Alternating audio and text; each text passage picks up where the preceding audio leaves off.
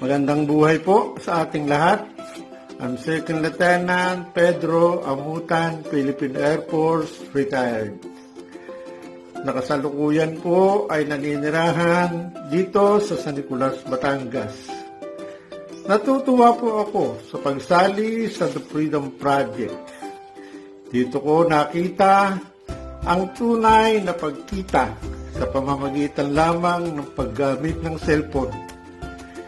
Ito po ang aking mga tseke na nagpapatunay na sila ay ligit at walang dinadayang sinuman.